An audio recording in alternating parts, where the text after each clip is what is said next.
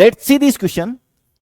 To what temperature should the hydrogen at 327?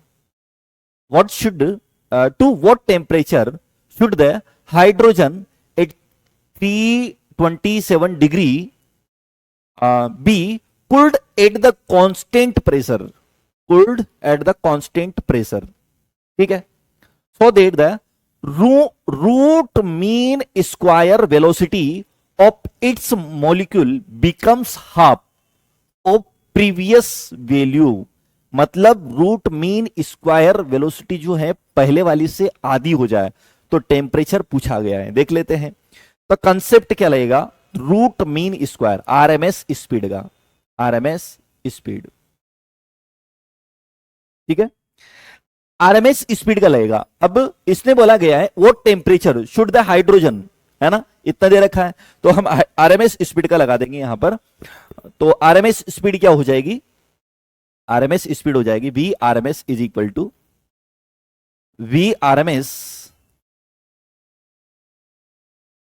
Is equal to under root of 3RT by M. ठीक है, ऐसा हम कर लेते हैं। तो आप अगर देखेंगे ना तो इसमें जो वी आरएमएस बनेगा, मतलब टेम्परेचर पे डिपेंडेंसी देखना है, तो टेम्परेचर पे बाकी सब कांस्टेंट करके चलना है, और बाकी सब कांस्टेंट करके चलना है, तो वी आरएमएस जो बनेगा वो क्या बनेगा, रूट ऑफ टी बन जाएगा, है ना, directly proportional to the root of T.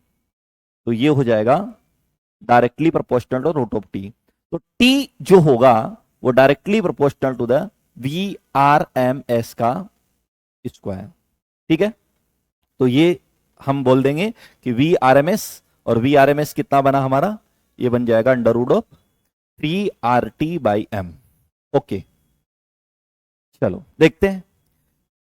अब इसमें हम कह देते हैं, क्या कह देते हैं कि T1 upon T2, okay, T1 upon T2 is equal to V1 upon V2, but इसका क्या करना पड़ेगा, हमें स्क्वायर करना पड़ेगा, है ना।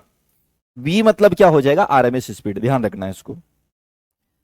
टेम्परेचर की बात की जाए तो टेम्परेचर क्या लिखेंगे हम, टेम्परेचर जो आ रहा है अपना, पहला टेम्परेचर 320, तो T1 की लिख लेते हैं वैल्यू 327।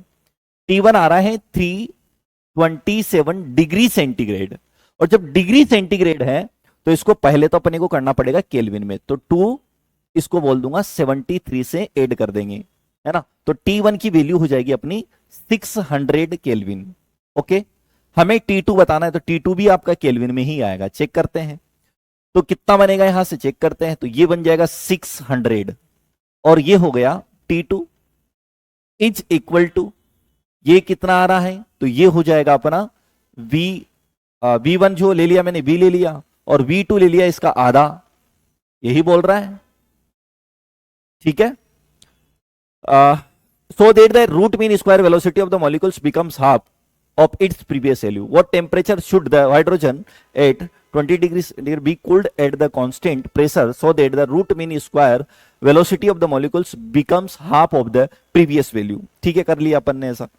तो क्या बनेगा, ये ऊपर जाएगा, V से V कटेगा तो 600, और ये बन चुका होगा T2, यहां पर ये ऊपर जाएगा तो 4, ये बन जाएगा 4। ठीक है, 2 का स्क्वायर, तो लिख देते हैं 2 का स्क्वायर। तो T2 की वैल्यू बनेगी 600 बाई 4। ठीक, सॉल्व करेंगे तो यहां से बनेगा, ये बन जाएगा अपना 150 केल्विन, ये T2 बना है। अभी आंसर नहीं आया, तो क्या आएगा आंसर देखते हैं। तो यहां पर आंसर आएगा कि T2 जो हमें लिखना है वो लिखना है 150 केल्विन आया माइनस 273, और जब माइनस 273 करेंगे तो कितना हो जाएगा, ये हो जाएगा 3, और ये हो जाएगा 2, और ये हो जाएगा 1, ये आएगा माइनस में डिग्री सेंटीग्रेड।